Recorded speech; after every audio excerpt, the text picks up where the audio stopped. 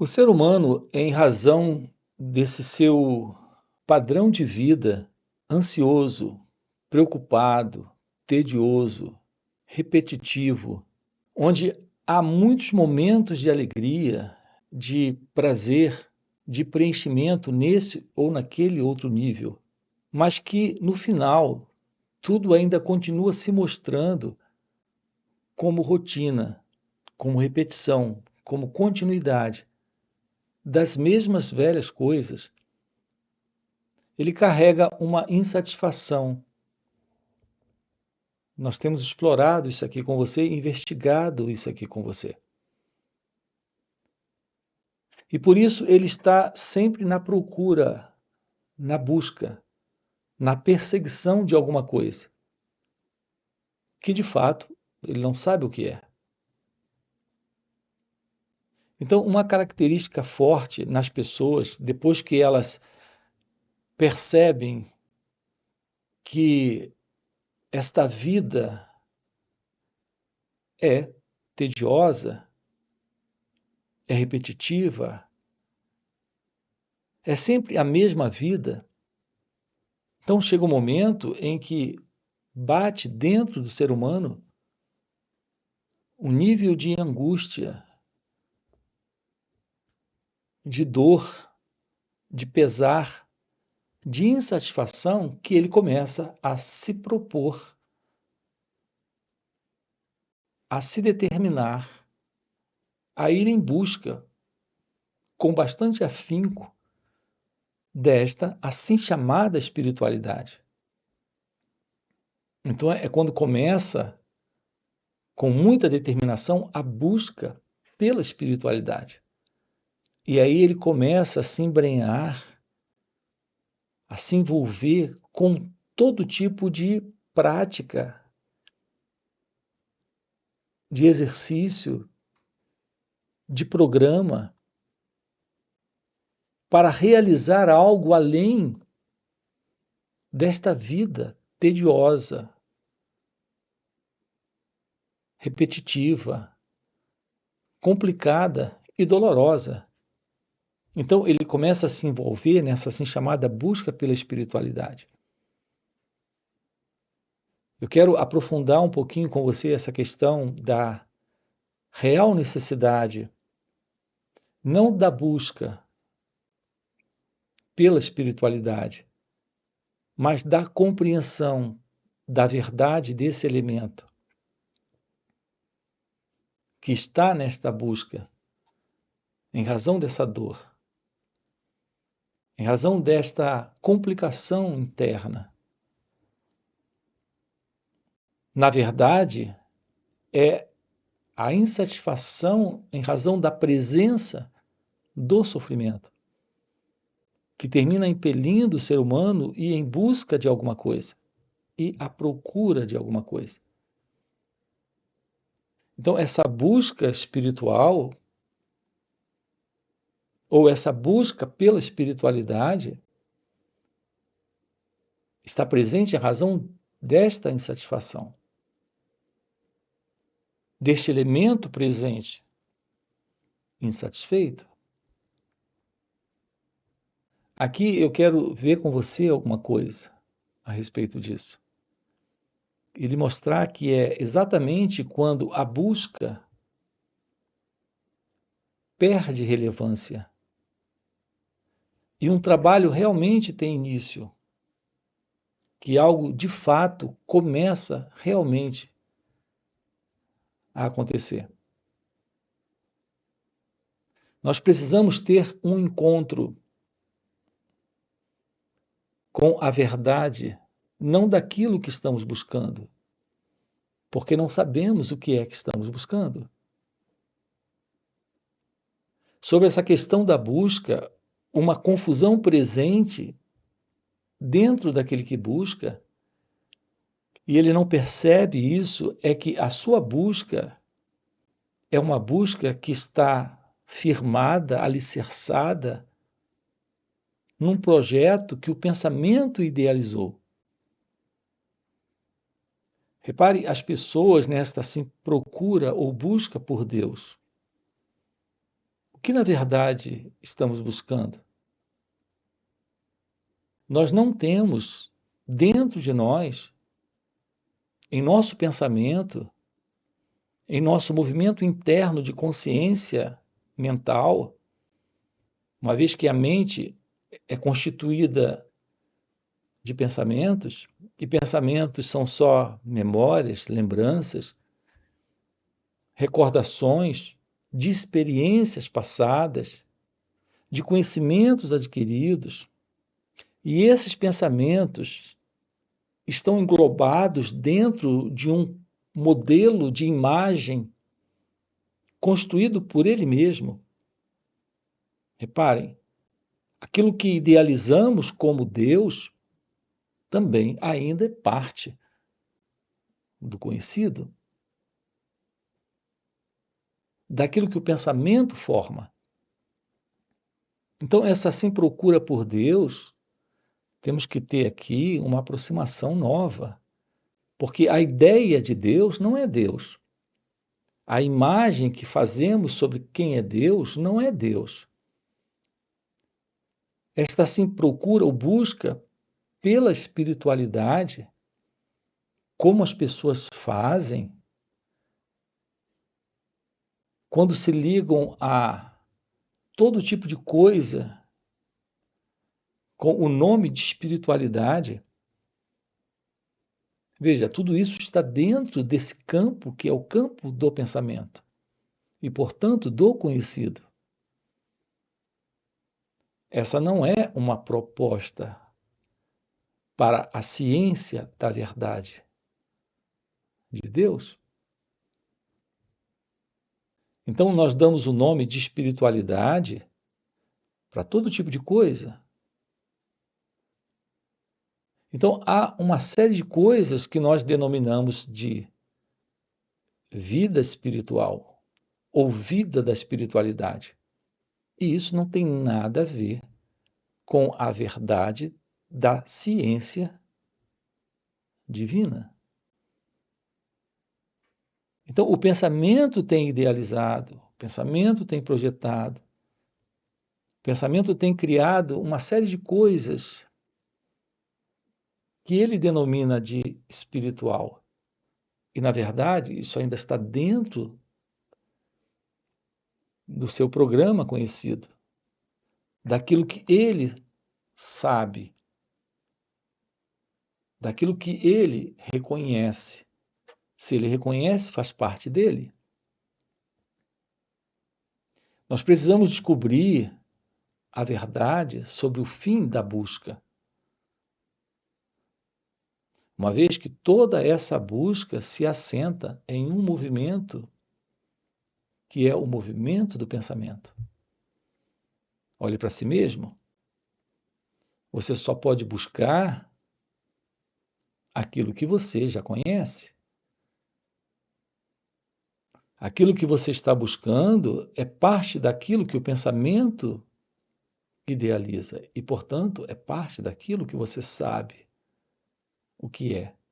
E se você sabe o que é, porque o pensamento idealiza e porque faz parte do pensamento, isso não pode ser a realidade.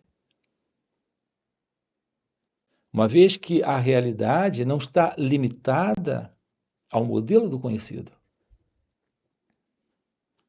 O que está dentro do conhecido é aquilo que é reconhecível. E se é reconhecível, é o que faz parte do que se sabe.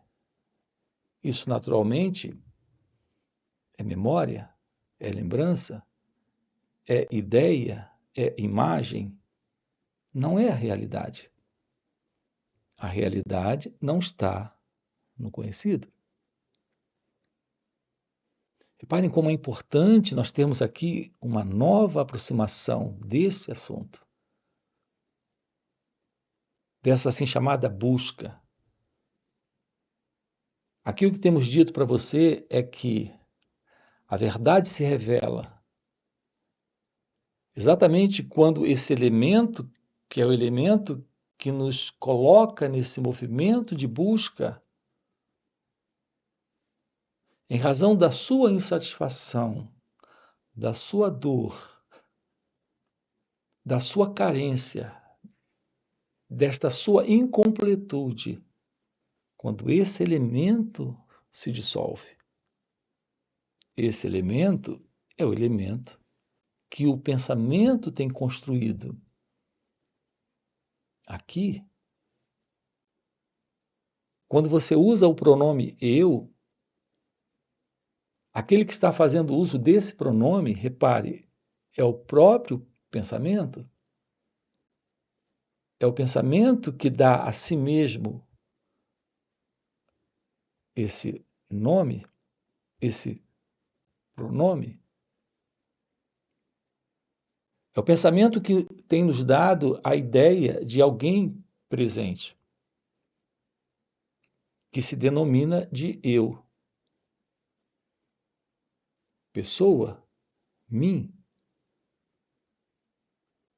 Esse elemento, ele está vivendo em uma condição de insatisfação, de incompletude, de carência, de tédio, de confusão, de desordem, de conflito, de sofrimento, de medo. Também tem lá os seus momentos de prazer, de satisfação, de realização, de completude em alguns momentos, mas logo isso desaparece.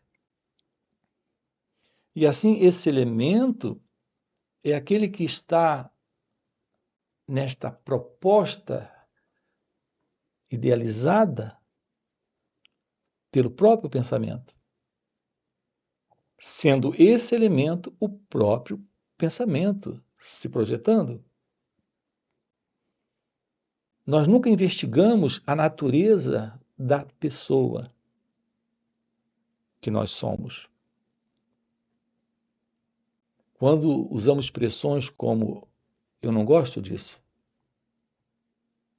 ou isso é muito bom, eu gosto muito disso, eu não gosto dele, eu não gosto dela, eu gosto muito de fulano, eu sinto muito, não, eu não quero para a minha vida. O meu nome, o meu nome é fulano de tal. Eu não gosto de X, eu gosto do Y. Eu sou muito amigo do Z. Então, quando usamos expressões como eu, nessas frases, nas milhares de frases que nós delas fazemos uso todos os dias, nunca investigamos a natureza desse eu. Vejam como é simples o que há por detrás desse eu. Um gostar, um não gostar, um amigo, um inimigo. Isso se constitui apenas de uma imagem. Esse eu é uma imagem que o pensamento idealiza aqui, dentro de cada um de nós. É uma imagem que o pensamento constrói e fala a partir dessa imagem as coisas que tem para dizer, que quer dizer. O sentido de um eu presente, na verdade, é o conjunto dessas imagens que o pensamento está construindo. Repare, a ideia que você tem sobre quem é você para sua esposa, nesta relação, é uma imagem que você faz sobre quem você é. Esse você é a imagem. Aqui estamos diante de um jogo de imagens construídas pelo pensamento. A imagem que eu tenho, esse eu é a imagem que faço sobre esse mim, que é o eu. que sou, a imagem que tenho dele, a imagem que tenho dela, a imagem que tenho de Y, de Z, de X, a imagem que tenho da vida, a imagem que tenho do amigo, a imagem que tenho do inimigo. Tudo isso está dentro desse modelo de pensamento que o pensamento constrói e sustenta essas diversas imagens que ele sustenta em torno desta autoimagem. Aqui estamos vendo com você o fim desta condição psicológica, desta autoimagem. O fim para essa condição é o início de algo novo, que não faz parte do pensamento. Então, a realidade da presença deste ser, desta consciência, aqui me refiro a esta real e verdadeira consciência, não essa consciência do eu, que é também um pensamento, uma imagem. Esta realidade deste ser, desta real consciência, é a presença do amor, é a presença da felicidade. Quando isso está presente, nós temos o fim da busca. Porque temos o fim para esse elemento de insatisfação, de confusão, de desordem, de sofrimento. E também de prazer, de preenchimento e de alegria temporária, que é o eu. Assim, a realização da verdade do seu ser está no fim dessa autoimagem. Então, um trabalho tem início quando nos envolvemos diretamente com a observação desse movimento, que é o movimento do eu. Tomamos ciência de todo esse movimento de pensamento. Aqui nós temos enfatizado com você como desmontar, como se desfazer, como se livrar desta autoimagem e da sustentação da vida que essa autoimagem tem. Em razão desse movimento, que é o movimento da afirmação, do pensamento, que está sempre se movimentando em direção a todo tipo de coisa. Primeiro, o pensamento, nessa autoimagem, se movia para realizações materiais. E agora ele está se movendo para propósitos e realizações assim chamadas espirituais. Antes, o seu interesse, o interesse dessa autoimagem, desse eu, desse ego, desse mim, antes o interesse era pelas coisas materiais. Agora ele tem um interesse pelas assim chamadas coisas espirituais. Quando tomamos ciência desse movimento, a partir desta aproximação da importância do estudo de nós mesmos, da compreensão de como esse processo do eu em nós funciona. A aproximação disso é o fim da busca. E quando não há mais busca, um trabalho tem início. É o trabalho da constatação, da desconstrução desse modelo, que é o modelo do eu, do ego, desta autoimagem.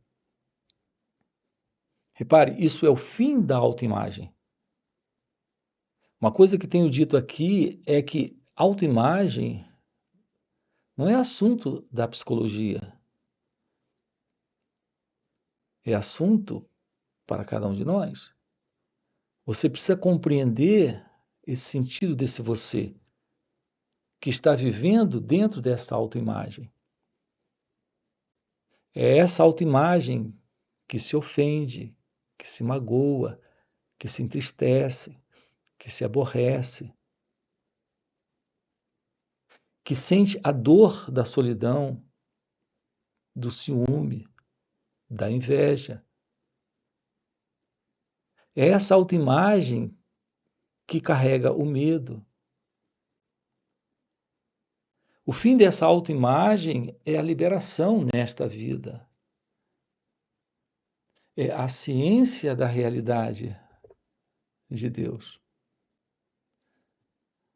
Reparem como isso é importante. Quando você se sente ofendido, aquele em você ofendido é o eu. Quando essa realização está presente, para aquele ou aquela ciente da verdade deste ser, desta realidade divina, não há como ele ou ela ficar mais ofendido, magoado, ferido, se sentir rejeitado ou pesado em razão da dor,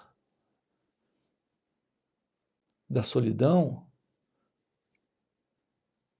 ou carregado de raiva pela decepção, em razão do ciúme, quando o sentido do eu, do ego não está. Quando o sentido desta autoimagem não está mais presente.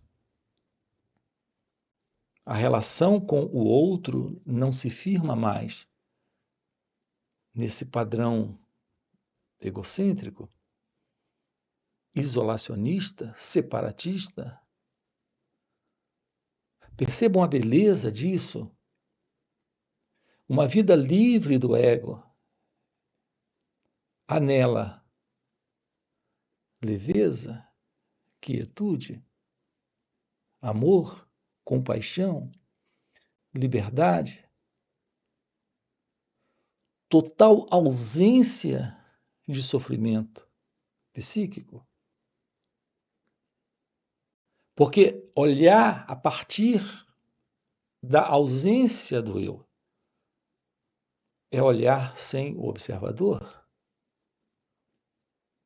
Quando não existe mais essa separação entre observador e coisa observada, não há mais conflito. Isso se faz presente quando não existe mais essa autoimagem. Repare, esta autoimagem é o observador. E quando ele olha para a esposa, ou para o marido, ou para os filhos, ou para o mundo à sua volta, ele olha a partir deste centro, que se vê separado. Mas quando o observador é a coisa observada, já não existe mais esse espaço. Aquilo que está presente é a observação, sem o eu, sem a autoimagem. Estamos juntos?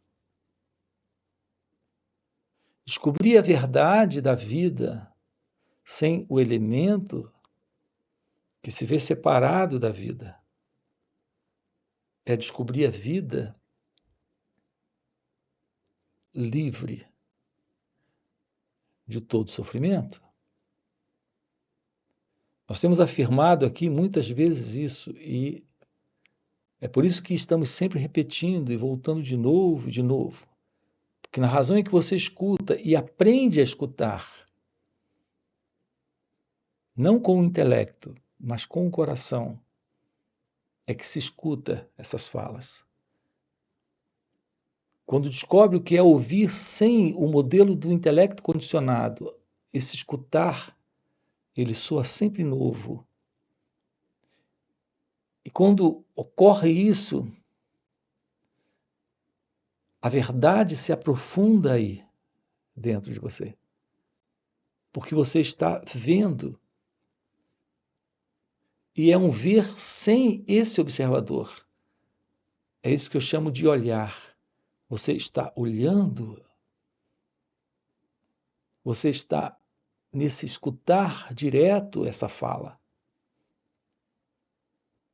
É um escutar pela primeira vez. É um ver que, na verdade, é um olhar pela primeira vez.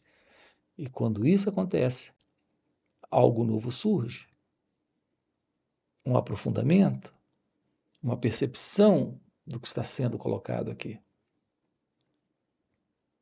Então, a verdade do seu ser é a verdade de Deus. A realidade da vida sem o sentido de separação.